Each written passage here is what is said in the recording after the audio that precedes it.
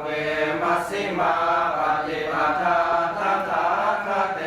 นะมิสัมพุทธังคิโกมะโคสัยยะทิตังสัมมันโตสัมมาอาสิโวสัมมาวายาโมสัมมาสติสัมมาสัมมาอุเวอานุสุเตสุธัมเมสุจักขุอุทปานิญาณังอุทปานิปัญญาสัมพุทธาจักขุการณิยานะอภิญญายสัมโพ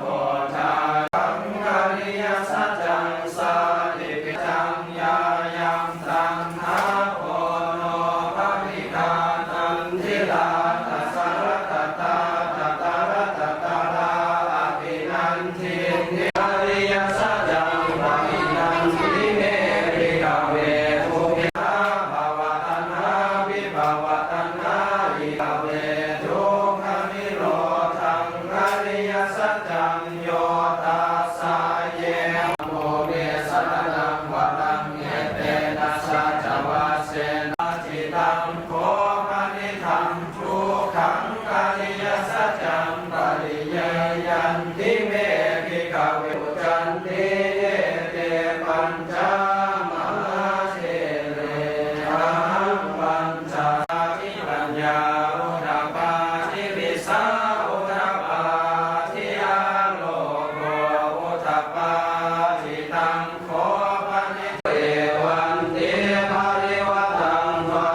ทัสสะกาลังยะถาภูตังยะทัสสะนังนะโสเววะทะโพโกรัญโยอัญญาเสวะทะโพญาจาโกรัญโยตาเท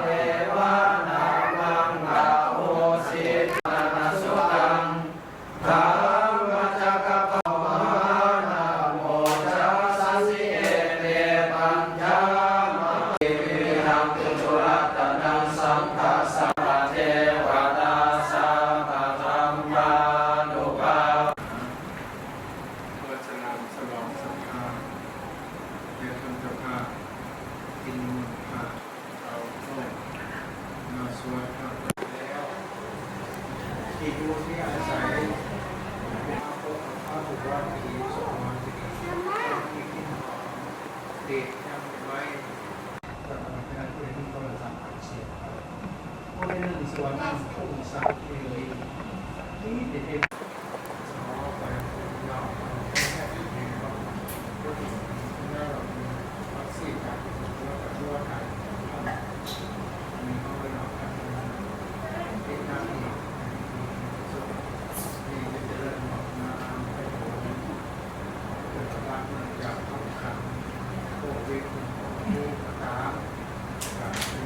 สู่สมรภูมิทั่วโลกเป็นสิ่งทั่วโลก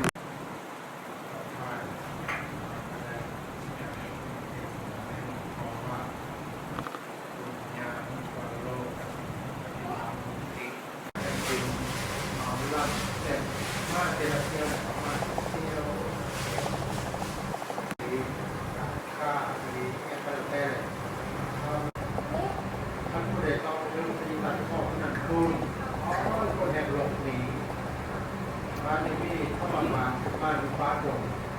ข้าวนี่ก็เป็นซีมีบุรุษผู้หนึ่งเสือกระบินทบเกิดสุดท้ายกระบินทบตั้งคำถามมาบ้านนั้นเลยเปิดไปตั้ง3 รุ่นจ้างคุณกับนี้ไปไกลที่สุดพระบาทของพระองค์แล้วไป3 มื้อ 3 คืนก็ได้รับอะไรนอนย้านนั่นหน้ามันจะน้อยถ้าเป็นตอนกินตากินแก้วเราไม่ได้สั่งให้เป็นโทษคือสิ่งแต่ที่ดีฝากให้ละพอต้องแปลแฉคิดเนี่ยครับกระบี่ต้มมันแม่แตกเลยว่าถ้าแม่แตกที่ยอดตายเปิดไฟทอดเรียกมาเดียว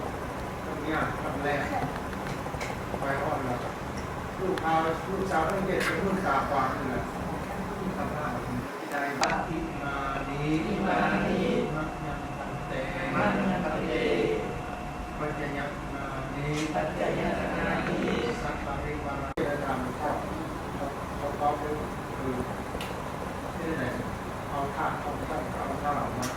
เราตัดคอ